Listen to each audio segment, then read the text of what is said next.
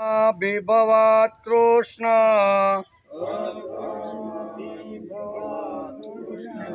अधर्मा विभवात् कृष्ण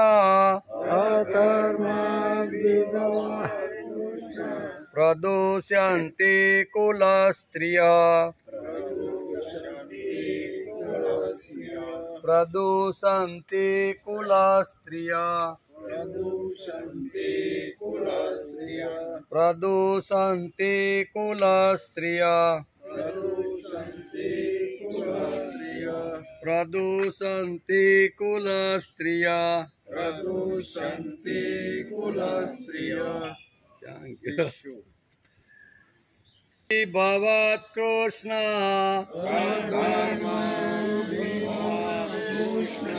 प्रदूषन्ति कुलस्त्रिया स्त्रीषु दुष्टासु वार्ष्णेया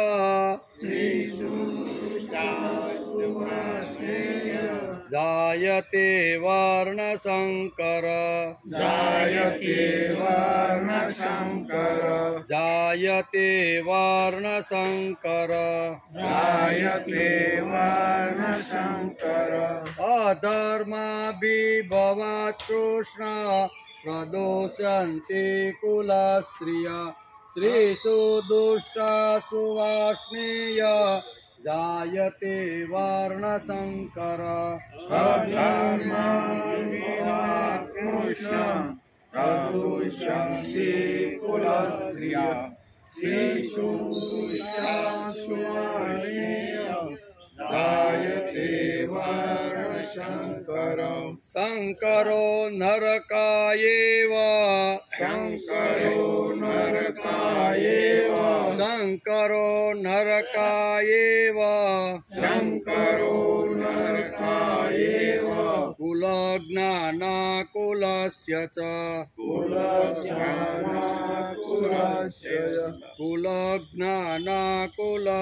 च शंकरो नरकायेव कुलज्ञानां कुलस्य च शंकरो नरकायेव कुलज्ञानाकुलस्य च शंकरो नरकायेव कुलज्ञानाकुलस्य च शंकरो नरकायेव कुलज्ञानाकुलस्य च पतन्ति पितरो येषां पतन्ति पितरो येषां पतन्ति पितरो येषां पतन्ति पितरो येषां लुप्तपिण्डदगोक्रिया मुक्तपिण्डदगोक्रिया लुप्तपिण्डोदक्रिया लुप्तपिण्डोदक्रिया पतन्ति पितरो येषां लुप्तपिण्डोदक्रिया पतन्ति पितरो येषां लुप्तपिण्डोदक्रिया शंकरो नरकायेव कुलज्ञानां कुलस्य च पतन्ति पितरो येषां लुप्तपिण्डोदक्रिया शंकरो नरकायेव कुलज्ञानाकुलस्य च पतन्ति पितरो येषां लुप्तपिण्डोदक्रिया दोषे रेते कुलज्ञाना दोषे रेते कुलज्ञाना दोषे रेते कुलज्ञाना दोषे रेते कुलज्ञाना वर्णशंकरकारके वर्णशंकरकारके वर्णशंकरकारके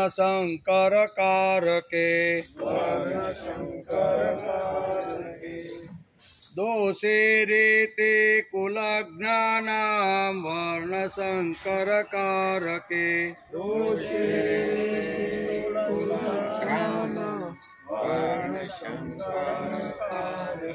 दोषे रेते कुलज्ञाना વર્ણ સંકર કારકે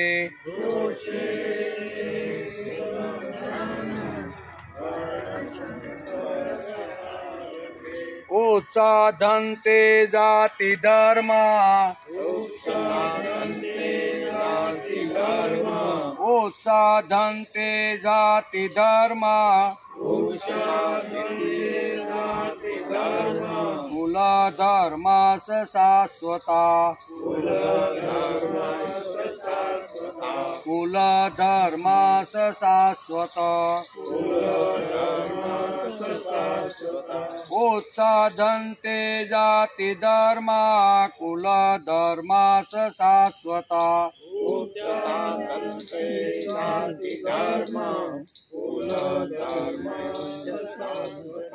દોષે રેતે કુલ જ્ઞાન વર્ણ સંકર કારકે ઉત્સાધંતે જાતિ ધર્મા કુલ ધર્મા શાશ્વતા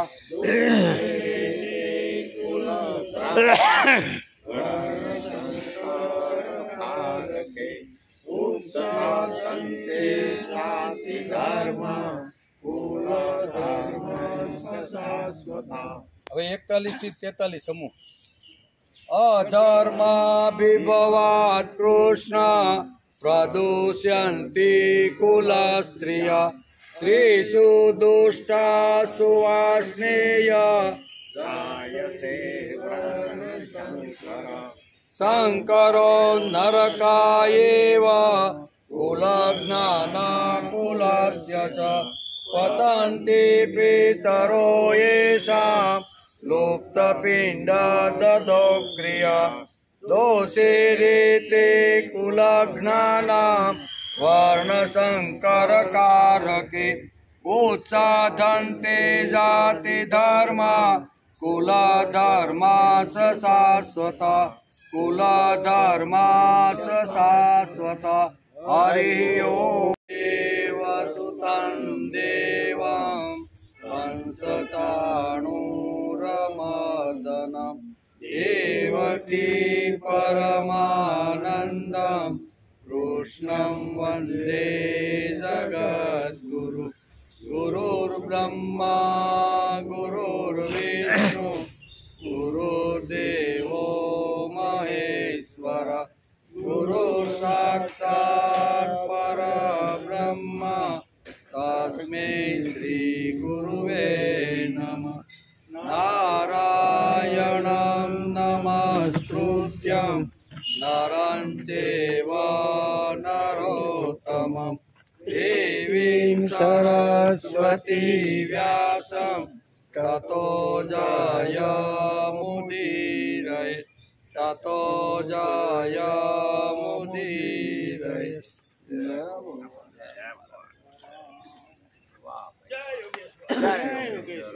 ટાઈમે આવી જાઓ. એવ કુલ જ્ઞાન કુલસ્ય ચ પતંતે પિતરો યેષાં લુપ્તપિંડ દદક્રિયા. આજે શ્રીમદ ભગવદ્ ગીતા ચિંતન શરૂ થયું એનો 47મો દિવસ. ગઈકાલે આપણે મહાશિવરાત્રિના ઉત્સવનો થોડોક વિચાર કર્યો એમ, પરંતુ પુરાણમાં તો ઘણી લાંબી વાર્તા વ્યાસે લખી છે, પણ એના થોડાક જે અંશ હતા એનો આપણે વિચાર કરી અને એક રાત્રિમાં પણ શિવ તત્વ પ્રાપ્ત થઈ જાય છે એ અહીંયા શિકારીનું આખું જે વૃત્તાંત છે એના ઉપરથી આપણે સમજવાનો પ્રયત્ન કર્યો. સકલ સૃષ્ટિને શિવ તત્વનો સંદેશ આપણને સુણાવે છે કે શુભ ચિંતન અને સતત જાગૃતિપૂર્વક આ વ્રતનું પાલન કરવામાં આવે તો એક જ રાતમાં શિવ તત્વને પામી જવાય છે. એ આ પુરાણની અંદર આ મહાશિવરાત્રિનું જે પર્વ છે એનો આ મહત્વ છે. જાગૃતિપૂર્વક શુભ ચિંતન મનન જો કરવામાં આવે તો એક જ રાત્રિની અંદર શિવ તત્વની પ્રાપ્તિ થઈ જાય છે. એ પુરાણની અંદર વ્યાસે બહુ સરસ રીતે લખ્યું છે. એને આપણે ગઈકાલે સમજવાનો પ્રયત્ન કર્યો. બીજું વચન પાલન, વર્ણવોના વચન પાલન, વિશ્વાસ, આખા દિવસનો ઉપવાસ અને રાતભરનું જાગરણ, અનાયાસે પૂજન, આ બધી વાત ભેગી થાય એટલે એક જ રાત્રિની અંદર આ શિકારીને ભગવાન શિવજીએ દર્શન આપ્યા. મહાશિવરાત્રિનું વ્રત આપણને જીવમાંથી શિવ તત્વ પ્રાપ્ત કરવા માટે વેદવ્યાસે અહીંયા પુરાણમાં લખ્યું છે. આટલી વાતો હોય તો જેમ શિકારીને ભગવાન શિવજીએ દર્શન આપ્યા તેમ આપણને પણ દર્શન થઈ જાય. પણ આ આપણી આવી રીતની દ્રઢ નિશ્ચય હોવી જોઈએ એમ આ શ્લોકની અંદર કીધું છે. આજે આપણે શ્રીમદ ભગવદ્ ગીતાના 42મા શ્લોકનો આજે આપણે વિચાર કરવાનો છે. એમાં શું વાતો છે? શંકરો નરકાયેવ કુલ જ્ઞાના કુલસ્ય ચ પતંતી પિતરો યેષાં લુપ્ત પિંડો દદક્રિયા. એનું ગુજરાતી થાય છે શંકર એટલે વર્ણશંકર, કુલ જ્ઞાનાનામ એટલે કુળના હણનારાઓને, ચ એટલે તથા, અને કુલસ્ય એટલે કુળને, પછી નરકાય એટલે નરકમાં લઈ જાય છે, એવ એટલે હોય જ છે, લુપ્ત પિંડો એટલે પિંડ અને તર્પણમાંથી પૂર્વજો વંચિત રહી જાય છે. એશામ આ કુલ જ્ઞાતિઓ, કુલ ઘાતીઓ, કો પિતરો એટલે પિતૃઓ, હિ એટલે પણ પોતાના સ્થાનથી, પતનથી અધોગતિને પામે છે. વર્ણશંકર પ્રજા એકવાર ઉત્પન્ન થાય તો વર્ણશંકર દ્વારા થતી જે ક્રિયાઓ છે એ ક્રિયા પૂર્વજોને એટલે કે પૂર્વજોને પહોંચતી નથી. એનો જે પિંડ છે અને તર્પણ છે એ પણ એને પહોંચતું નથી. તેથી ક્યાં જાય છે? એ બધા અધોગતિમાં જાય છે. એટલે મૂળ વસ્તુ અહીંયા વર્ણશંકર પ્રજા થાય તો એના પરિણામો કેવા દૂષિત સમાજ ઉપર થાય છે એનું વર્ણન આ શ્રીમદ ભગવદ્ ગીતાના પ્રથમ અધ્યાયના 42મા શ્લોકમાં કરવામાં આવ્યું છે. એનો અર્થ છે વર્ણશંકર એટલે કે કુળના હડનારાઓને તથા કુળને નરકમાં લઈ જનારા જ હોય છે. પિંડ અને તર્પણ ક્રિયાથી વંચિત આ કુલઘાતીઓના પિતૃઓ પણ પોતાના સ્થાનથી અધોગતિને પામે છે. પૂર્વજો જે મૃત્યુ પામ્યા પછી અહીંયા જે હોય છે એ પણ અહીંયા અધોગતિને પામે છે. કોના? તો કે શંકર જાતિ જે વર્ણશંકર હોય છે એ વર્ણશંકરનું વર્ણન કર્યું છે. આ શ્લોકને આપણે સમજવાનો પ્રયત્ન કરીએ. શંકરો નરકા એવ કુલ જ્ઞાનાંગ કુલસચ. મિશ્ર જાતિથી જન્મેલા વર્ણશંકર સંતાનમાં ધાર્મિક બુદ્ધિ હોતી નથી. વર્ણશંકર દ્વારા જે સંતતિ ઉત્પન્ન થાય છે તેમાં ધાર્મિક બુદ્ધિ હોતી નથી. એમાં ધાર્મિક બુદ્ધિ હોતી નથી. તે મર્યાદાનું પાલન કરતી નથી. આ વર્ણશંકર દ્વારા જે જાતિ ઉત્પન્ન થાય બરાબર એ અહીંયા કહે છે કે મર્યાદાનું કોઈ પ્રકારનું એ જાતિ પાલન કરતી નથી. કેમ કે તે પોતે જ મર્યાદાના અભાવમાં જન્મેલા છે. એટલે એનો પોતાનો કુળ ધર્મ નહીં હોવાથી એનું પાલન કરતા નથી. ઉલટાનું કુળ ધર્મ અર્થાત કુળની મર્યાદાની વિરુદ્ધનું આચરણ કરે. વર્ણશંકર જાતિની પ્રજા જે થાય, યુદ્ધ થાય એટલે શું થાય? યુદ્ધ થાય એટલે જે આવી રીતના વીર યોદ્ધાઓ વીર ગતિને પામે છે. અને વીર ગતિને પામ્યા પછી એની જે સ્ત્રીઓ હોય છે એ દૂષિત થાય છે. અને સ્ત્રીઓ જ્યારે દૂષિત થાય છે ત્યારે એની જે પ્રજા જન્મે છે એ વર્ણશંકર થાય છે. અને વર્ણશંકર થાય તો એને કોઈ પ્રકારનો ધર્મ હોતો નથી. એમ આ અર્જુનની ભગવાન સામેની દલીલ કે ભગવાન હું યુદ્ધ કરું તો એનું પરિણામ આવું થાય ને સમાજ આખો વર્ણશંકર જાતિનો થાય. અને વર્ણશંકર જાતિના પિતૃઓ જ્યાં જ્યાં ગયા હોય એને પિંડદાન કે તર્પણ બંને પહોંચી શકતા નથી. આટલી દલીલ અત્યારે અર્જુન ભગવાનની સામે કરે છે કે હે ભગવાન, જેમણે યુદ્ધમાં પોતાના કુળનો સંહાર કરી નાખ્યો છે એમને કુળઘાતી કહે છે. વર્ણશંકર એવા કુળઘાતીઓને નરકમાં લઈ જાય છે. ક્યાં? કુળઘાતી એટલે જેણે આખા જે કુળનો જેણે સંહાર કરી નાખ્યો છે ને એ બા કુળને ખલાસ કરનારને પણ નરકમાં લઈ જાય છે. એટલે હું જો યુદ્ધ કરું અને યુદ્ધની અંદર આ બધા યોદ્ધાઓ હણાઈ જાય તો હું પણ નરકમાં જાઉં. આવી દલીલ અત્યારે ભગવાનની સામે શું થાય એ બધી વાતો અહીંયા ભગવાનને અર્જુન અત્યારે દલીલ દ્વારા કહે છે કે કુળઘાતીઓને પણ નરકમાં લઈ જાય છે. માત્ર કુળઘાતીઓને જ નહીં, ઉલટાના કુળની પરંપરાનો નાશ થવાથી સમગ્ર કુળને પણ તે નરકમાં લઈ જાય છે. કુળઘાતીને નહીં પણ આખું જે કુળ હોય છે ને એ કુળને પણ આખા નરકમાં લઈ જાય છે. તેથી ભગવાન મારે યુદ્ધ કરવું નથી. નહીં યુદ્ધ કરવાની દલીલની અંદર અહીંયા 3 વાતો આ શ્લોકની અંદર અહીંયા 3 દલીલો અર્જુન અત્યારે ભગવાનને કરે છે. એની અંદર એક દલીલ આ છે કે યુદ્ધ થાય તો સમગ્ર કુળ અને પરંપરા નાશ થાય, અને પરંપરા નાશ થાય તો કુળના બધા જ લોકો નરકની અંદર જાય છે. અને નરકની અંદર જાય અને પાછળ રહેલા આવા વર્ણશંકર પ્રજા કદાચ એનું પિંડદાન કરે, તર્પણ કરે, તો એ તર્પણ અને પિંડદાન ગયેલા આવી રીતના શું કહેવાય પિતૃઓને પહોંચતું નથી. આટલું સુંદર કહેવાનો અર્થ કે અર્જુને કેટલો મોટો અભ્યાસ કર્યો હશે. અભ્યાસ કર્યો હોય તો જ ભગવાનની સામે આ દલીલ કરી શકે. એણે વાંચ્યું, શાસ્ત્ર વાંચ્યું હોય ને શાસ્ત્રના સિદ્ધાંતો સમજો હોય તો જ ભગવાનને કહી શકે ને કે ભગવાન આવી રીતના પરિણામો થાય અને સમાજ એક આવી રીતનો અધોગતિના ખાડામાં ડૂબી જાય. એ આટલો ઊંડો અભ્યાસ કર્યો છે. ખાલી તીર ચલાવતા આવડે છે એટલું જ નહીં, પણ શાસ્ત્રનો સંપૂર્ણ અભ્યાસ કર્યો હોય એવું આ દલીલો ઉપરથી આપણને સમજાય છે. આ દલીલો જ એવી છે કે શાસ્ત્રના અભ્યાસ વગર આટલી જબરજસ્ત દલીલો કોની સામે કરવાની? પાછી મારા તમારા સામે કરે તો કાંઈ વાંધો નહીં, આપણે તો ભણ્યા ન એટલે હાયા કરી, પણ જે ઉત્પત્તિ સ્થિતિ અને લય કરવાવાળા જે વિશ્વંભર છે ને એની સામે અર્જુન અત્યારે આ દલીલ કરેલો છે. તેથી કેટલો અભ્યાસ છે, કેટલું જ્ઞાન છે, કેટલો શાસ્ત્રનું એણે ઊંડું ચિંતન અને મનન કર્યું છે તો જ એ આ શબ્દ બોલી શકે. જે શબ્દ બ્રાહ્મણ ભણે છે અને ભણાવે છે એ જ શબ્દ અર્જુન અત્યારે આ બધી વસ્તુ બોલે છે. તેથી એનો બહુ ઊંડો અભ્યાસ હોય એમાંય વ્યાસ લખે છે. પછી બીજા વાક્યમાં કહે છે પતંતી પિતરો હેશમ લુપ્ત પિંડો દદક્રિયા. બહુ આ લીટીમાં અહીંયા વ્યાસ લખે છે અને અર્જુન ભગવાન શ્રી કૃષ્ણ સામે દલીલ કરતા કહે છે કે હે કૃષ્ણ, જેમણે પોતાના કુળનો નાશ કરી દીધો છે એવા એક કુળઘાતીઓના પિતૃઓને વર્ણશંકર દ્વારા પિંડ અને તર્પણ એટલે કે પાણી અને શ્રાદ્ધ પહોંચતું.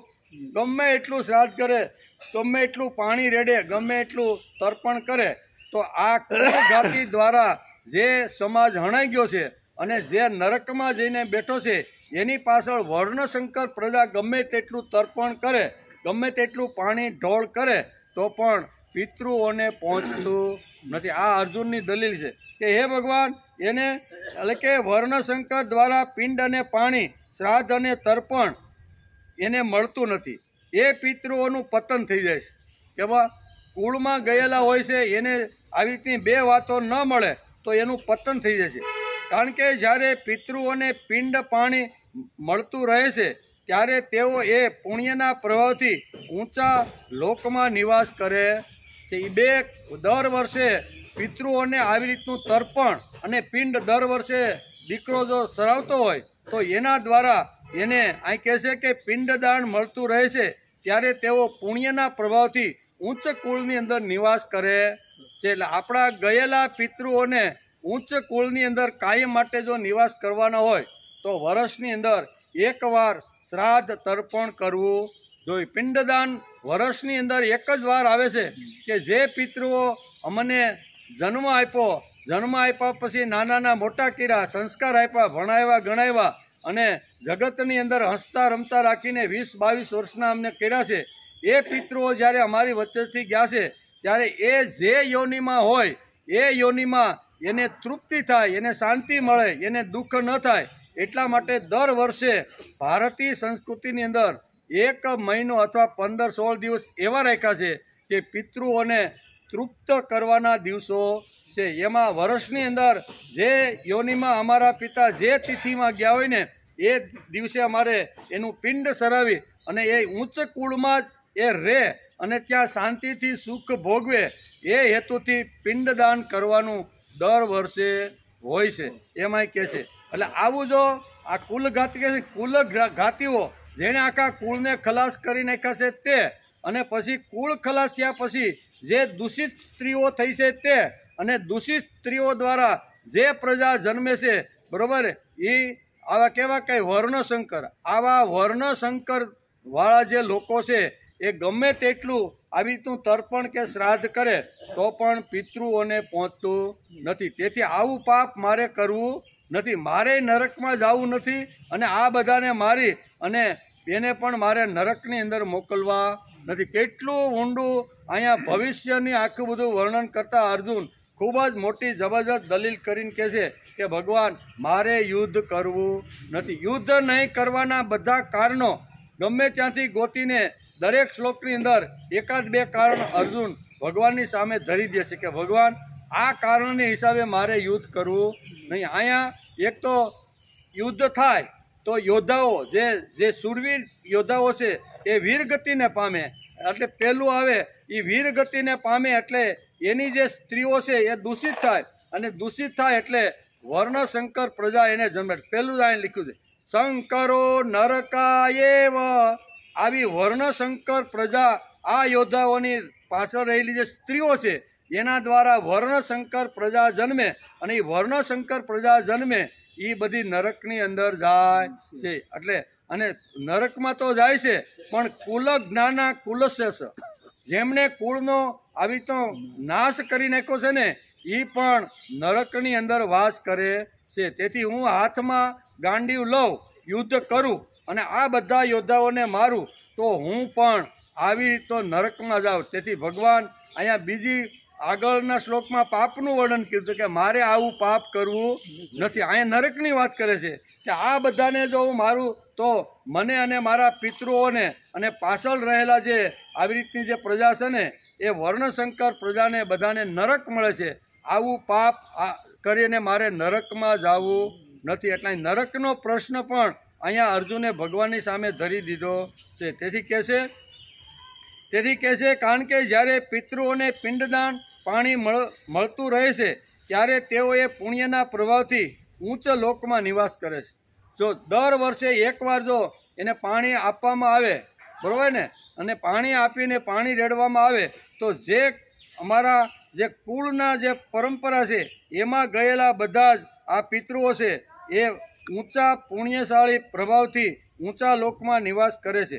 પરંતુ જ્યારે એમને પિંડ પાણી મળતું બંધ થઈ જાય છે ત્યારે એમનું ત્યાંથી પતન થઈ જાય છે અને તેમનું સ્થાન નરકની અંદર આવી જાય છે. પિતૃઓને જો આપણે સ્વર્ગલોકમાં સંભાળી રાખવાના હોય ને તો દર વર્ષે પિતૃઓને યાદ કરી લેવા જોઈએ. કદાચ આપણે પિંડદાન કે તર્પણ ન કરીએ પણ એ દિવસે આખો દિવસ અમારા પિતૃએ, અમારા પિતાએ, અમારા મા બાપે અમારા માટે શું શું કર્યું, બરાબર ને, એનું સ્મરણ કરી અને એના જે ઉપકારો છે ને મા બાપના એ ઉપકારોને માણસે તે દિવસે યાદ કરી લેવા કે અમારા મા બાપે પહેલો મોટો ઉપકાર તો એ કર્યો કે અમને આ પૃથ્વી ઉપર લાવવા માટે નિમિત્ત બન્યા છે. એ મા બાપનું હોય તો અમારો જન્મ શક્ય નથી. એટલે જન્મનું કારણ મા બાપ છે.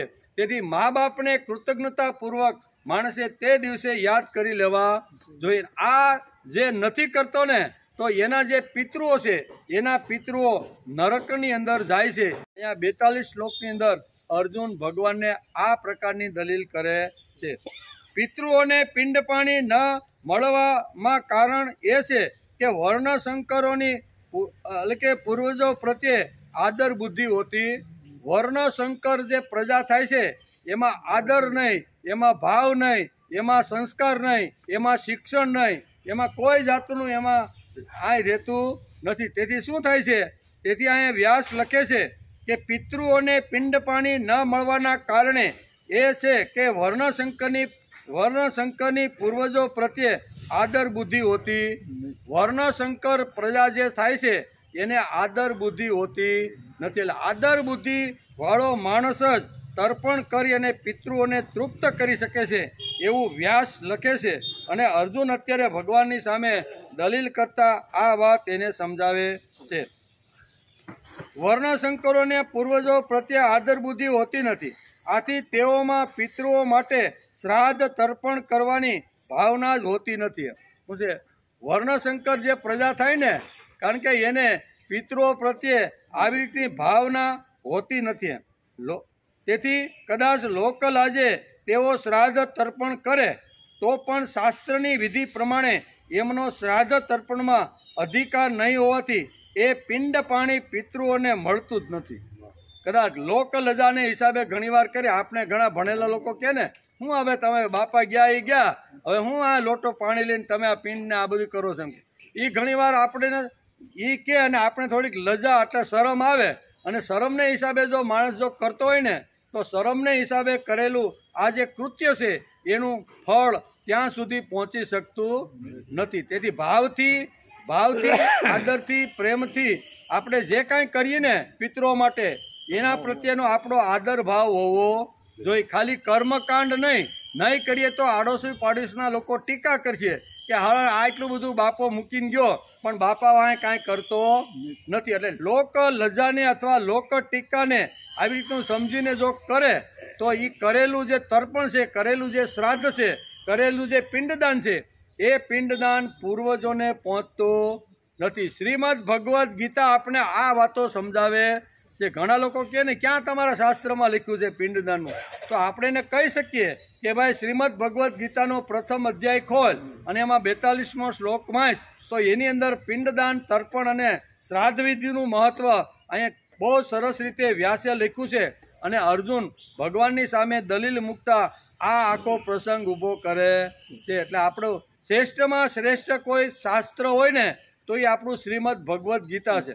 બધા શાસ્ત્રો, બધા વાંગ્મયો, બધા પુસ્તકો સારા જ છે, પણ શ્રીમદ ભગવદ્ ગીતા અમારી માં છે.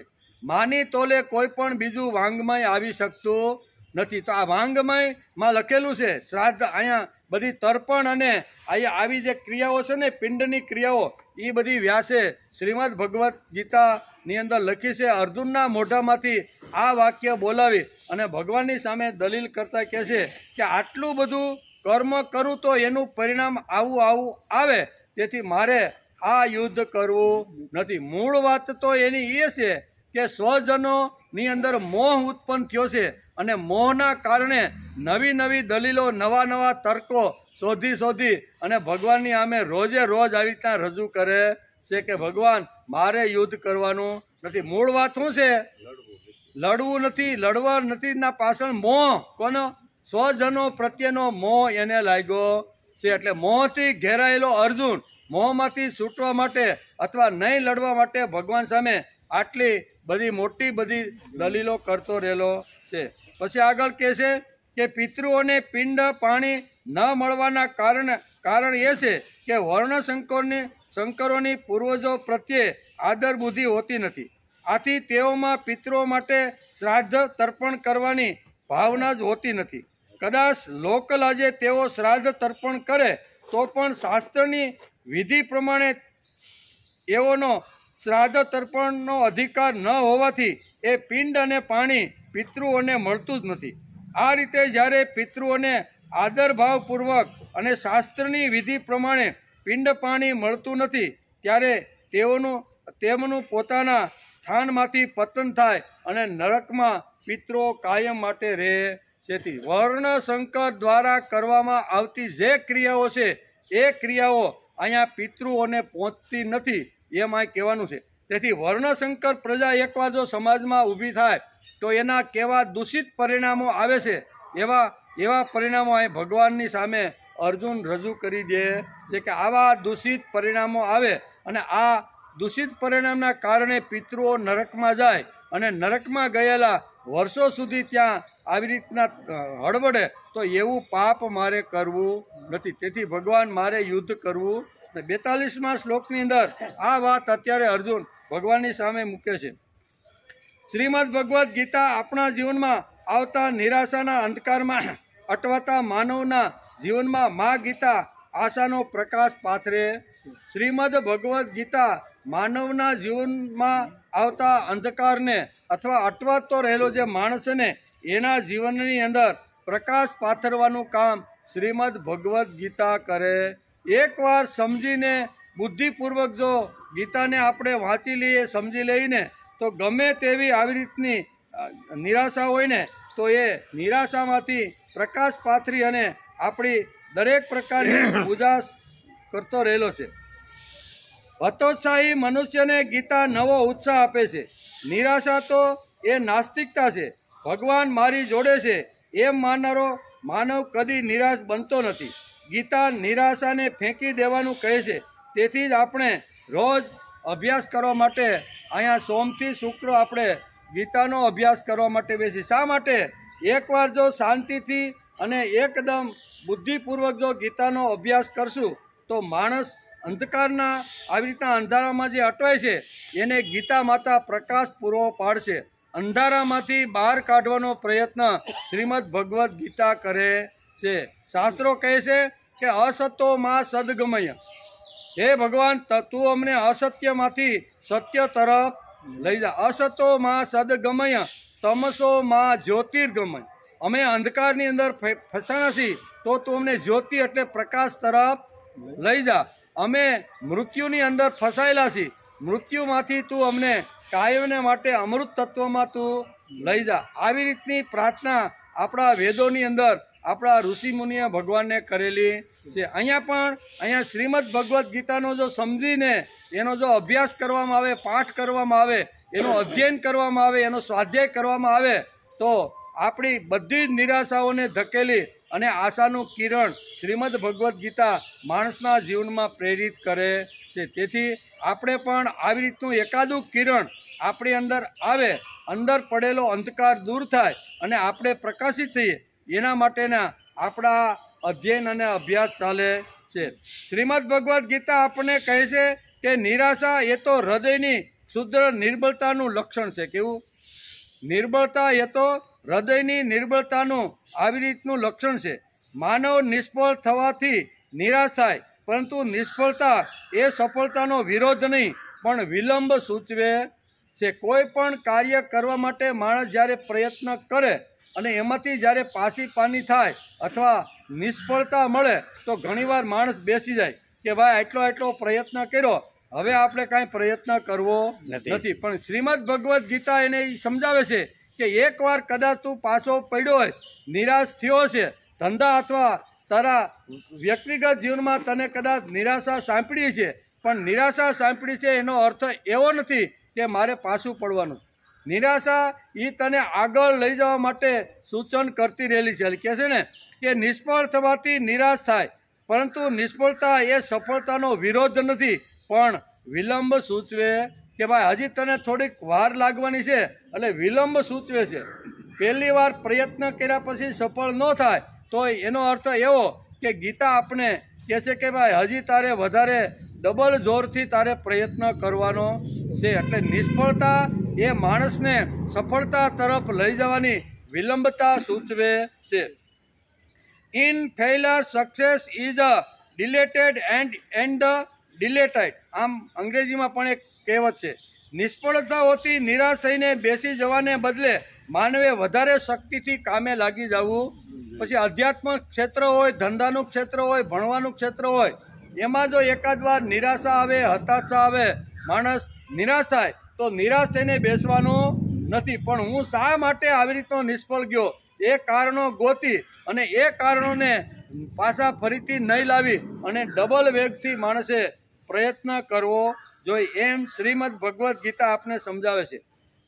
પ્રયત્નશીલ માનવના જીવનમાં આવતી રહેલી નિષ્ફળતાઓ એ પગથિયાઓનું રૂપ લઈને સફળતાની સીડી સર્જે. નિષ્ફળતા થાય ને તો આ શ્રીમદ ભગવદ્ ગીતા ફરીથી આપણે સફળ થવા માટેની આ સીડી બનાવે છે કે આ સીડી ઉપર કાંઈ વાંધો નહીં, પહેલે પગથિયા પડ્યો, થોડુંક લોહી નીકળ્યું, થોડોક ટાટિયો વાટિયો ભાંગ્યો, પણ તારે બેસી રહેવાનું નથી. આ પગથિયા ઉપર ચડીને નિશ્ચિત ધ્યેય સુધી તારે પહોંચવાનું છે. એટલે અહીં કહે છે પ્રયત્નશીલ માનવના જીવનમાં આવતી રહેલી નિષ્ફળતાઓ પગથિયાઓનું રૂપ લઈને સફળતાની સીડી સર્જે છે. Failure R pillars of success. Failure એટલે ફેલ થયેલો, નિરાશ થયેલો, હતોત્સાહી થયેલો જે માણસ છે ને એના માટે આ જે પ્રયત્ન છે ને એ પિલોર જેવા છે. પિલોરનો આધાર લઈને જેમ માણસ આગળ જાય છે એવી રીતની આ વાત છે. નિરાશાવાદી મનુષ્ય ગુલાબ પર કાંટા નિહાળે છે. નિરાશ થઈ ગયેલો માણસ હોય ને એ ગુલાબ જોઈને એમાં કાંટા નિહાળે છે. મનુષ્ય ગુલાબ પર કાંટા નિહાળે છે, પણ શ્રીમદ ભગવદ્ ગીતા તેને કાંટા તો ભલે રહ્યા પણ એમાં શું છે? ગુલાબ. નિરાશ થયેલો માણસ હોય એને ગુલાબની અંદર કાંટા દેખાય છે, પણ અહીં કાંટાની અંદર ગુલાબ અહીંયા સફળ થયેલા માણસને દેખાય છે. તેથી વેદવ્યાસ જેવા મહાપુરુષ લખે છે કે નિરાશાવાદી મનુષ્ય ગુલાબ પર કાંટા નિહાળે છે, પણ શ્રીમદ ભગવદ્ ગીતા તેને કાંટામાં ગુલાબ નિહાળવાની દ્રષ્ટિ આપે છે. કાંટામાં ગુલાબ છે, કાંટો તો છે પણ એની અંદર સુંદર મજાનું ગુલાબનું ફૂલ છે. આપણે ગીતાના શ્રીમદ ભગવદ્ ગીતાના પ્રથમ અધ્યાયના 41મા શ્લોકમાં આપણે વિચારતા હતા. તેમાં 2 પ્રકારની વિચારધારા આગળના શ્લોકની અંદર આપણે જોઈ. 41મા શ્લોકની એક હતું શ્રેય અને બીજું હતું પ્રેય. બીજી વિચારધારા હતી કર્મ અને કર્મ ફળનું પરીક્ષણ. આ 4 વાતો અહીંયા 41મા શ્લોકની અંદર અર્જુને ભગવાનની સામે મૂકી હતી. આજે આપણે 42મા શ્લોકનો જે અભ્યાસ કરી છે એની અંદર શંકર પ્રજાથી જે સમાજની અંદર જે દૂષિત આખો સમાજ થઈ જશે એનું વર્ણન 42મા શ્લોકની અંદર વ્યાસે લખ્યું છે. અને અર્જુન કહે છે ગીતાનો પ્રથમ અધ્યાય અર્જુન વિષાદ યોગ ભગવાન વેદ વ્યાસે લખે છે, અને અર્જુન આગળ ને આગળ ભગવાન સામે એ એક દલીલ કરતો જાય છે. 38મા શ્લોકથી અર્જુન કર્મ અને કર્મફળ સમજાવવાની શરૂઆત કરે છે. અર્જુનનું કર્મ છે યુદ્ધ કર્મ. અર્જુનનું કર્મ શું છે? એ ક્ષત્રિય છે, અને ક્ષત્રિય હંમેશા યુદ્ધ કરવા માટે પ્રેરાતો હોય છે. તેથી અહીં કહે છે કે અર્જુનનું કર્મ છે યુદ્ધ કર્મ. પરીક્ષણ કરતા અર્જુન કહે છે કે હિંસા આવે પછી વીરગતિ આવે, એટલે અકાળે માણસનું મૃત્યુ થાય અને શક્તિશાળી અને પ્રભાવશાળી યોદ્ધાઓનું મૃત્યુ થાય. અકાળે મૃત્યુ પામે તો કુળનો ક્ષય થાય, કુળનો ક્ષય થાય તો સનાતન ધર્મ જાય, સનાતન ધર્મ ખલાસ થાય તો અધર્મ વધી જાય, અને અધર્મ ધર્મને દાબી જાય અને ધર્મ ખલાસ થઈ જાય છે. અને પછી એમાંથી આવી રીતની વર્ણશંકર પ્રજા, દૂષિત થયેલી જે સ્ત્રીઓ છે એમાંથી વર્ણશંકર પ્રજા ઉત્પન્ન થાય છે. અને વર્ણશંકર પ્રજા એકવાર ઉત્પન્ન થાય છે તો એ પિંડ અને તર્પણ કરી શકતી. અહીંયા સુધી 42મા શ્લોક સુધી અહીંયા અર્જુન આટલી બધી દલીલો કરતો કરતો અહીંયા આપણે પહોંચાડે છે. અધર્મ વધી જાય તો કુળના બધા ધર્મો અભિભૂત થાય, ઢંકાઈ જાય. આ અધર્મથી ઢંકાઈ જાય તો સ્ત્રી દૂષિત થાય. કેટલી તર્કબદ્ધ દલીલો અર્જુન કરે છે. એક દલીલ એની જોઈને તો તર્કબદ્ધ દલીલો અહીંયા ભગવાનની સામે અત્યારે કરે છે. જાય તો સ્ત્રી દૂષિત થાય. કેટલી તર્કબદ્ધ દલીલો અર્જુન ભગવાનની સામે કરે છે. અર્જુનને મૂળ યુદ્ધ નથી કરવું અને સ્વજનનો મોહ લાગ્યો છે. એના માટે જેટલી દલીલો ક્યાંથી ગોતી કાઢાય ને એ ગોતીને ભગવાનની સામે ધરતો. મૂળ વસ્તુ એ છે કે મારે યુદ્ધ કરવું નથી, સ્વજન પ્રત્યેને મોહ લાગ્યો છે. શાંત ચિત્તે ભગવાન અર્જુનની દલીલો સાંભળે છે. ભગવાન શાંતિથી હાથમાં લગામ પકડી છે, બરોબર ને, અને લગામ પકડી અને એકદમ શાંત ચિત્તે ભગવાન અત્યારે અર્જુન જે કાંઈ દલીલો કરે છે ને એ ભગવાન શાંત ચિત્તે અર્જુનની બધી દલીલો સાંભળે છે. ભગવાન વિચાર કરે છે કે આ બધું બોલી લે, બધી દલીલો પૂરી થાય ને પછી જેટલી દલીલો એણે 31મા શ્લોકથી મારી સામે કરવાની કરી છે ને એ ક્રમશઃ મારે એક દલીલનો જવાબ આપવાનો છે, પણ મારો નંબર લાગે ત્યારે. અત્યારે તો અર્જુનભાઈને જે કાંઈ દલીલો કરવી હોય ભલે કરે. ભગવાન શાંત ચિત્તે આ બધી દલીલો સાંભળે છે. અર્જુન કહે છે કે હે ભગવાન, સ્ત્રી જો દૂષિત થઈ જાય તો સમાજમાં વર્ણશંકર પ્રજા નિર્માણ થાય. અહીંયા સુધીનો આપણે આ 41 શ્લોક સુધી કર્યો. આજે 42 શ્લોકમાં પણ વર્ણશંકરનો મુદ્દો આગળ ધરી અને અર્જુન અહીં તર્પણ અને શ્રાદ્ધનો આખો વિષય ઉપાડીને કહે છે કે જે લોકો વર્ણશંકર પ્રજામાંથી જે મૃત્યુ પામે છે એને આવી રીતનો નરકની અંદર કાયમને માટે વાસ રહે છે. અને એકવાર વર્ણશંકર પ્રજા થાય એમાંથી ધર્મ જાય, એમાંથી સંસ્કાર જાય, એમાંથી નીતિ જાય, એમાં સારા જે બધા નિયમો હોય ને એ બધા જાય છે. તેથી તર્પણ કરી શકતો નથી, અને તર્પણ કરે તો પણ એ ગયેલા આવી રીતના જે પૂર્વજો છે એને પહોંચી શકતા નથી. વર્ણશંકર પ્રજા થયા પછી કેવા દૂષિત પરિણામો સમાજમાં ઊભા થશે એનું વર્ણન આ 42મા શ્લોકની અંદર અર્જુન કરે છે. 2 વિરુદ્ધ જાતિની ઉત્પન્ન થતી પ્રજા એટલે વર્ણશંકર. વર્ણશંકર એટલે કેવી? બે વિજાતિ એટલે અલગ અલગ જાતિથી જે પ્રજા ઉત્પન્ન થાય છે એને કહે છે વર્ણશંકર. અવૈદિક એ વર્ણશંકર પ્રજા કેવી થાય છે એ અર્જુન અત્યારે ભગવાનને કહે છે કે વર્ણશંકર પ્રજા એ અવૈદિક હોય છે. કેવી? એને ને વેદને કોઈ લેવા કે લાગે વળગે નહીં. તેથી આ પ્રજા અમર્યાદિત બને છે. અમર્યાદિત બને એટલે અધર્મ વધે છે. શાસ્ત્ર સમજાવનાર લોકો આ કુળમાં હોતા નથી તે પ્રશ્ન ઊભો થાય છે. કારણ કે શાસ્ત્ર સમજાવનારા જે હતા ને એ તો બધા યુદ્ધની અંદર માર્યા ગયા અને બાકી વર્ણશંકર પ્રજા છે એની અંદર કોઈ પ્રકારનું શાસ્ત્ર, કોઈ પ્રકારના સંસ્કાર, કોઈ પ્રકારનું જ્ઞાન, કોઈ પ્રકારની નીતિ, આડેધડ જીવવાનું, આડેધડ ખાવાનું, આડેધડ રહેવાનું, આડેધડ બધે સંસાર કરવાના. આ સંસારમાંથી આવી રીતનો એક જે વર્ગ ઊભો થાય છે એને વર્ણશંકર પ્રજા કહેવામાં આવે છે. આ વર્ણશંકર પ્રજા થાય તો એના પિતૃઓ કોઈ દિવસ ગમે તેટલું પિંડદાન કે આવી રીતનું તર્પણ કરે તો એ તૃપ્ત થતા. અહીંયા અર્જુન આ સમજાવે છે. 4 પુરુષાર્થો છે: ધર્મ, અર્થ, કામ અને મોક્ષ. આ 4 પુરુષાર્થની અંદર કામ અને કે છે ને અર્થ અને કામ એ બે જ પકડે છે. પહેલું અને છેલ્લું જે આવે ધર્મ, અર્થ, કામ અને મોક્ષ, 4 પુરુષાર્થ છે એ 4માં વચ્ચેના બે પકડે છે. કેવા વચ્ચેના બે ક્યાં છે? તો કે વચ્ચેના બે છે અર્થ અને કામ. આ બે પકડે છે.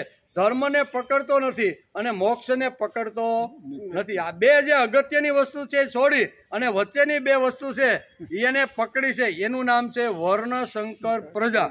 વર્ણશંકર પ્રજા ફક્ત અર્થ અને કામને જ મહત્વ આપે છે. મને જો અર્થ મળે, મને જો પૈસા મળે, મને જો આવી રીતે સારામાં સારી રહેવા ખાવા પીવાની સગવડતા થાય તો હું 7 દિવસ સુધી ભાગવત કથા કહી આવું. મને અર્થ સારામાં સારું મળવું જોઈએ. મને દક્ષિણા 7, 8 કે 10, 15 લાખ તો ઓછા નામે મળવી જોઈએ અને વ્યવસ્થા મારી અફલાતુન થવી જોઈએ. ગાડીમાં લઈ જાય, ગાડીમાં મૂકી જાય. જેવો સમય ઉનાળો હોય તો ખસખસનું શરબત પણ રોંઢે મને મળવું. આવી બધી જો મારી વ્યવસ્થા અર્થ માટે જ માણસ જો આવી રીતનું જો કામ કરતો હોય તો એને વર્ણશંકર પ્રજા કહેવામાં આવે છે. એકાદી જગ્યા તો એવા રાખવી જોઈએ કે જ્યાં મને કશું જ મળતું નથી ને છતાંય મારે સારી વાતો જઈને કરવી. એકાદી જગ્યા તો એવી રાખો. બધે કદાચ અર્થ અને આવી રીતનો કામનો વિચાર કરતા હશો તો કાંઈ વાંધો નહીં, પણ એકાદી જગ્યા એવી રાખવી જોઈએ કે હું જે પ્રયત્ન કરું છું, હું જે મહેનત કરું છું, હું જે પરસેવો પાડું છું ને એમાં મારે અર્થની પણ અપેક્ષા નથી, પૈસાની પણ અપેક્ષા નથી, મારો કોઈ વાહો થાબડે એની પણ અપેક્ષા નથી. કોઈ કામની કે અર્થની આવી રીતની કામના રાખ્યા વગર માણસ એકાદી જગ્યાએ એવું કામ કરવું જોઈએ. એવું જે કામ કરે છે એ બધા લોકો સ્વર્ગના અધિકારી બની જાય છે. પણ અહીંયા વર્ણશંકર પ્રજા થયા પછી ફક્ત અહીંયા અર્થ અને કામનો જ વિચાર કરે છે. ધર્મ અને મોક્ષની વાત તો એની પાસે હોતી જ નથી એમ કે છે. ભોગ જ તેના જીવનનું મુખ્ય અંગ બને છે. ભગવદ્ ગીતાએ સોશિયલ સાયકોલોજી રજૂ કરી છે. તેનો વિચાર અત્યારે ચાલે છે. દરેક શ્લોક ઉપર ઊભા રહીને માણસે વિચારવું જોઈએ કે ફક્ત અર્થ અને કામનો વિચાર એ શાસ્ત્રની વિરુદ્ધની વાત છે. ફક્ત મને ભોગ જોઈએ અથવા મને અર્થ જોઈએ કે કામ જોઈએ એના માટેનો ફક્ત જો વિચાર હોય તો એ શાસ્ત્રની વિરુદ્ધનો વિચાર છે. મારે ધર્મ પણ જોઈએ અને મોક્ષ પણ જોઈએ. આ બે વાતો પણ સાથે સાથે હોવી જોઈએ. પણ જે વખતે વર્ણશંકર પ્રજા ઉત્પન્ન થાય છે તો એ આ બે જ વાતનો વિચાર કરે છે, અર્થ અને કામનો. એ ધર્મનો વિચાર કરતી નથી અને મર્યા પછી મને મોક્ષ મળે એનો પણ વિચાર કરતી નથી. એટલે અર્જુનનું આ શ્લોકમાં એટલે કે 42મા શ્લોકમાં કહેવાનું છે કે સ્ત્રીઓ જો દૂષિત થાય અને તેના દ્વારા વર્ણશંકર પ્રજા નિર્માણ થાય તો આ કહેલી વાતોથી તેઓ ધાર્મિક ક્રિયાઓના અધિકારી બનતા. એ ધાર્મિક ક્રિયા કહેલા પૂર્વજોને એ મળતી નથી. કારણ કે વર્ણશંકર પ્રજાને કોઈ શાસ્ત્ર હોતું નથી. મનમાં આવે એવી રીતનું જીવવાનું, મનમાં આવે એવી રીતનું ખાવાનું, મનમાં આવે એવી રીતનો વ્યવહાર. કારણ કે નીતિ ગઈ, સંસ્કાર ગયા, ધર્મ ગયો, અધ્યાત્મ ગયો, ભક્તિ ગઈ. આ બધું વર્ણશંકર પ્રજામાંથી બધું નષ્ટ થઈ જાય છે. તેથી આટલો ભયંકર વર્ણશંકર પ્રજા ઉત્પન્ન થાય અને એ બધી નરકમાં જાય આવું પાપ મારે ભગવાન કરવું નથી. આમ કરી અને આ 42મા શ્લોકની અંદર અર્જુન ભગવાનની સામે આ દલીલ રાખે છે. 42મા શ્લોકમાં અર્જુન આ વાત ભગવાનને કહેવા માગે છે કે કુળનો ક્ષય થાય, સનાતન ધર્મો જતા રહે, અધર્મ વધી જાય, કુળ દબાઈ જાય, સ્ત્રી દૂષિત થાય અને વર્ણશંકર પ્રજા થાય. અહીંયા સુધી લઈ જાય છે ધીમે ધીમે કે આટલું બધું સમાજની અંદર આ બધું થાય છે અને એનો નિમિત્ત તો હું જ બનવાનો નહીં કે હું કહે છે લડું તો હું બધાને મારું, કારણ કે મને યુદ્ધમાં પાછો પડવાનો ડર નથી. આજે ભગવાન તમે મારી સાથે છો, તમે મારા સારથી છો અને તમે પુરુષ તરીકે છો, પણ મેં સ્ત્રી તરીકે પણ કેટલા યોદ્ધાઓને કેટલી વાર યુદ્ધની અંદર એકલા હાથે ભસ્મીભૂત કરી નાખ્યા છે. ત્યારે તો મેં સ્ત્રીના કપડાં પહેર્યા હતા. આજે તો તમે પુરુષ છો, તમે મારા સારથી છો, હાથમાં લગામ પકડેલી છે અને તમે મારી જોડે જ રથમાં બેઠા છો. તો યુદ્ધ કરવો ને એ તો મારા બાયા હાથનો ખેલ છે, પણ ખેલ કરું અને આ બધા મરે તો આ આટલી વસ્તુ ઊભી થાય. તેથી ભગવાન મારે યુદ્ધ કરવું, એટલે ડરના મારે યુદ્ધ કરવું એવું કોઈ જો બોલે તો અર્જુનને કોઈ સમજી શક્યા. અર્જુનના મનમાં ડર હતો જ નહીં. ભગવાન સિવાયના પણ કેટલા યુદ્ધો એકલા હાથે જીતા છે. જે વખતે રાજસૂય યજ્ઞ કરવાનો હતો અને રાજસૂય યજ્ઞ જે વખતે કરવાનો હોય ને તો એ વખતે અહીંયા બધા રાજાઓને પોતાના પક્ષમાં લેવા પડે, મારવા પડે, સમજાવીને અથવા ન સમજે તો એની સાથે યુદ્ધ કરવું પડે. તેથી ચારેય દિશામાં ચારેય ભાઈઓ બધા જાય છે. અર્જુન કેટલાય રાજાઓને જીતીને બધા મુગુટો લાવીને અહીંયા યુધિષ્ઠિરના પગમાં મૂકે છે કે આ બધું રાજ્ય હું જીતીને લાવ્યો. એકલા હાથે એટલા બધા યુદ્ધો કર્યા છે કે જે હારવાનું તો એના નસે નસમાં ક્યાંય છે જ નહીં. હું જે જગ્યાએ જાય, જે રાજા સાથે યુદ્ધ કરીને એ બધાને હું જીતવાનો છું. તેથી ભગવાનને કહે છે કે ભગવાન મને યુદ્ધ કરીને મરવાનો ડર જ નથી. હું મરવા જન્મો નથી, હું મરવા કાંઈ જન્મો નથી, હું તો મારવા જ જન્મો છું. આવું જેનું છે પણ એ અત્યારે અહીં શું કહે છે કે આ બધો સ્વજનો પ્રત્યે મોહ ઉત્પન્ન થયો છે અને એની બારામાં કેવી રીતની પ્રજા, કેવી રીતનો સમાજ આખો ઊભો થાય એની દલીલ કરીને ભગવાનની સામે મૂકે છે. અને વર્ણશંકર પ્રજા નિર્માણ થાય તો તે પ્રજા શાસ્ત્રોક્ત વિધિ કરવાની અધિકારી બની શકતી. આ અર્જુનની દલીલ છે. શું છે કે એકવાર જો વર્ણશંકર પ્રજા ઉત્પન્ન થઈ અને એ જો શાસ્ત્રોક્ત પદ્ધતિ એની પાસે ન હોય અને કર્મકાંડ કરે, બરાબર, પિંડદાન કરે કે તર્પણ કરે કે શ્રાદ્ધ વિધિ કરે તો એ અશાસ્ત્ર વિરુદ્ધ હોવાથી એ પૂર્વજોને પહોંચી શકતું નથી. અર્જુને આ 42 શ્લોકમાં આ જ કહ્યું છે. એક વખત વ્યક્તિ શાસ્ત્રોક્ત વિધિ કરવા માટે અધિકારી ન હોય તો તે પોતે તો નરકમાં જાય છે પણ બાકીના લોકોને પણ નરકના ખાડામાં પહોંચાડી દે છે. એટલે આ મારીશ ને બધાને તો એની સ્ત્રીઓ બધી દૂષિત થશે ને તો એ તો બધા નરકમાં જવાના છે. પણ એની હારે હારે યાં કે કુલ જ્ઞાના શબ્દ આ 42મા શ્લોકમાં કે જે કુળઘાતી છે, જેને આખા કુળને ઘાત કરી નાખ્યો છે એવો પણ નરકની અંદર જાય છે. એટલે નરકનો ડર છે. કેવો? એક પહેલો આગલા શ્લોકમાં એને પાપનો ડર હતો કે હું પાપ કરું તો મને આવી રીતનું મને ગતિ મળે, તેથી પાપ મારે કરવું નથી. આ શ્લોકની અંદર ભગવાનની સામે નરકનો ડર ઊભો કરી દીધો છે. આ બધા સ્વજનોને મારું તો મને નરકની અંદર સ્થાન મળે અને મારે નરકમાં નથી જવું પણ મારે તો સ્વર્ગની અંદર જવું છે. આવી જબરજસ્ત બુદ્ધિયુક્ત અહીંયા દલીલ અત્યારે અર્જુન ભગવાનની સામે કરે છે. અર્જુન પોતાની દલીલનું લોજિક આ શ્લોકમાં ભગવાન સામે રજૂ કરે છે. 5000 વર્ષ પહેલાં લખાયેલા આ શ્લોક મને આજે ક્યાં લાગુ પડે છે તેનો આજે આપણે વિચાર કરી લેવો. આ શ્લોક તો ભગવાનની અહીં કહે છે કે અર્જુને 5000 વર્ષ પહેલાં શ્રીમદ ભગવદ્ ગીતાની શરૂઆત થતાં પ્રથમ અધ્યાયની અંદર ભગવાનની સામે આ દલીલ ધરી છે 42. તો એ શ્લોક એ કાળની અંદર અર્જુન ભગવાનની સામે બોલ્યો હતો. તો આ કળયુગની અંદર આ શ્લોક મારા જીવનમાં ક્યાં લાગુ પડે છે એ માણસે વિચારી લેવું જોઈએ. આ શ્લોક મને ક્યાં લાગુ પડે છે તે માણસે થોડુંક વિચારવું જોઈએ. આ વિચારવા માટે માણસે શ્રીમદ ભગવદ્ ગીતાનું અધ્યયન, શ્રીમદ ભગવદ્ ગીતાનો અભ્યાસ અને શ્રીમદ ભગવદ્ ગીતાનો રોજબરોજ સ્વાધ્યાય કરી લેવો જોઈએ. તો જ ખબર પડે કે 5000 વર્ષ પહેલાં જે કહેવાયેલી વાત હતી એ વાત આજે કળયુગમાં ક્યાં લાગુ પડે છે. જો અભ્યાસ કરીએ, અધ્યયન કરી મનન કરીએ, ચિંતન કરીએ અને સ્વાધ્યાય કરીએ તો જ આ વાતો આપને ખબર પડે એમ કે આ વિચારવા માટે માણસે આ વાત કરવી જોઈએ. શાસ્ત્રોક્ત રીતે અધિકારી ન હોય તો વર્ણશંકર એટલે કે વર્ણશંકર કુળના હણનારાઓને તથા કુળને નરકમાં લઈ જનારા હોય છે. પિંડ અને તર્પણ ક્રિયાથી એટલે કે વંચિત રહી જાય છે એવી દલીલ અત્યારે ભગવાનની સામે અર્જુન કરે છે કે આવી રીતનો જો એક હું યુદ્ધ કરું અને યુદ્ધની અંદર આવી રીતના યોદ્ધાઓ મૃત્યુ પામે અને યોદ્ધાઓ મૃત્યુ પામે તો શું થાય તો કે અધર્મ વધી જાય.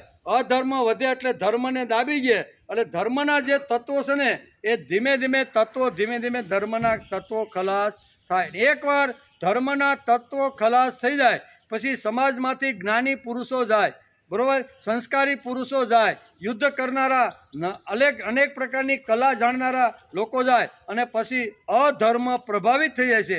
અને એકવાર અધર્મ પ્રભાવિત થઈ જાય અને કુળની સ્ત્રીઓ દૂષિત થઈ જાય તો એના દ્વારા જે પ્રજા ઉત્પન્ન થાય છે એ વર્ણશંકર પ્રજા ઉત્પન્ન થાય છે. અને વર્ણશંકર પ્રજા એકવાર જો ઉત્પન્ન થાય તો એ ગયેલા પિતૃઓ અને હવે જવાના જે પિતૃઓ છે એને તર્પણ વિધિ કરી શકતો નથી. કારણ કે અધાર્મિક રીતે જો વિધિ કરવામાં આવે તો એને પહોંચતી. શાસ્ત્રોક્ત વિધિ પ્રમાણે જો તર્પણ અને શ્રાદ્ધ કરવામાં આવે તો 100% આપણા પૂર્વજોને મળે છે. પણ વર્ણશંકર પ્રજાની અંદર શાસ્ત્રોક્ત કોઈ પણ સિદ્ધાંત તેના જીવનમાં હોતો નથી. અહીંયા સુધી અર્જુન આ વાત સમજાવે છે અને આગળની લીટીમાં કહે છે કે પતંતી પિતરો હેસા લુપ્ત પિંડ દદક ક્રિયા. એ પિંડ અને શ્રાદ્ધ વિધિ અને તર્પણ વિધિ પણ કરી શકતો નથી. શા માટે ન કરી શકે એનો વિચાર આમાં આવ્યો છે. પણ પાણીનો ટાઈમ થઈ ગયો છે. પાણી પી અને પછી આપણે આગળ વધીએ.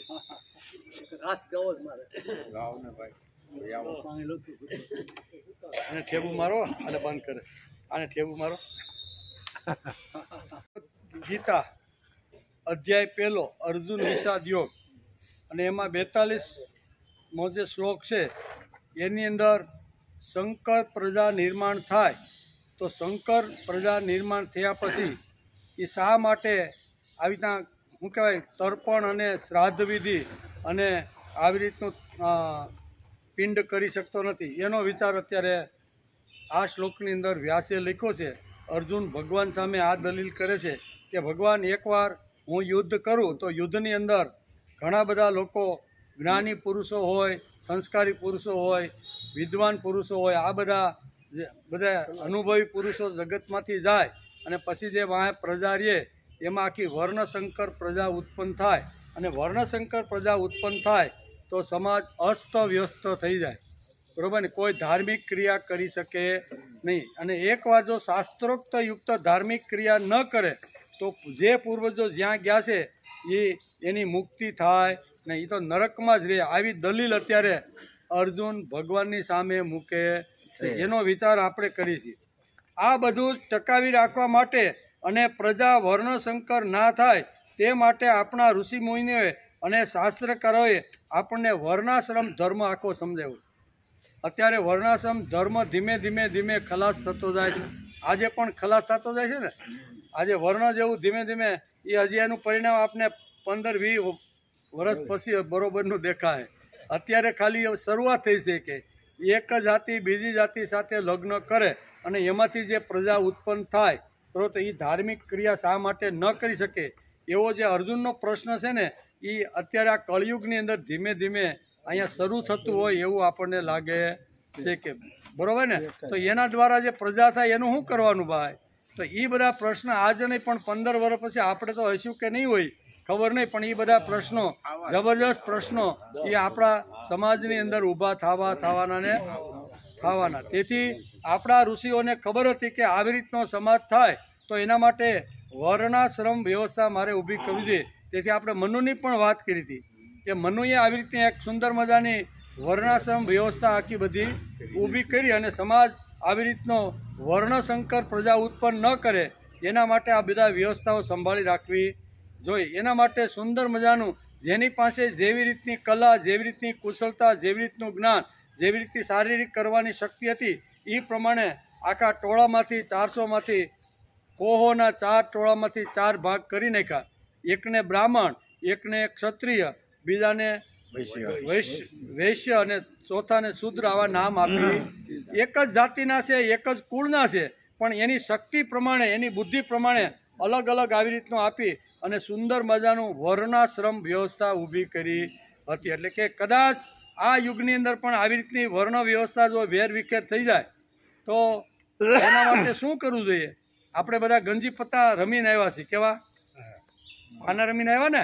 પાના રમતી વખતે પહેલાં આપણે એક નવો ગંજી પત્તો ખરીદવા જાય અને એ 5-15 રૂપિયાનો ગંજી પત્તો આપણે લાવીએ તો એની અંદર આપણે શરૂઆતમાં જ્યારે ખોલીએ ને કવર એનું, ત્યારે એની અંદરથી 4 વસ્તુની 4 કાળી, ફૂલી, ચોકડી અને લાલ આ 4 જાતના 13 પાના નીકળે ને ગોઠવેલા હોય. જોયો તમે, જ્યારે આપણે નવી વસ્તુ લેવા માટે જઈએ ત્યારે 13 પાના ચોકડીના હોય, 13 ફૂલીના હોય, 13 કાળીના હોય ને 13 એ આપણે જ્યારે ગંજી પત્તાના પાનામાંથી આપણે જ્યારે ખેંચીને ત્યારે બધા 13 પાનાના વ્યવસ્થિત ગોઠવેલા હોય છે બધા.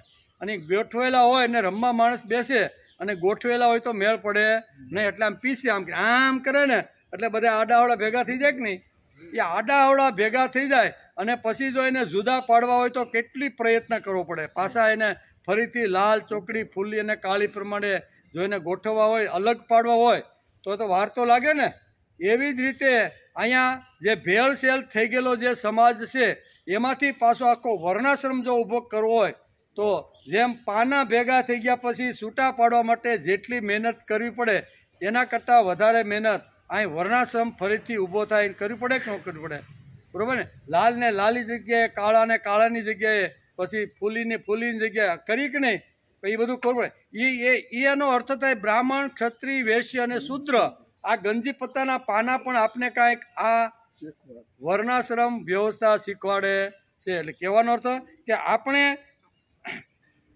વૈદિક ધર્મે તેમજ ભગવાન એટલે કે ભગવાને ગીતામાં ચાતુર્વર્ણ્ય મયા સૃષ્ટિ એમ કરીને ભગવાને ગીતામાં પણ આ વાત એણે સમજાવી છે. મેં આ વર્ણ વ્યવસ્થા અને આશ્રમ વ્યવસ્થા મેં સમાજમાં ઊભી કરેલી છે. ભગવાને ગીતામાં પોતે જ કીધું ચાતુર્વર્ણ્ય મયા સૃષ્ટમ ગુણ કર્મ વિભાગ છે.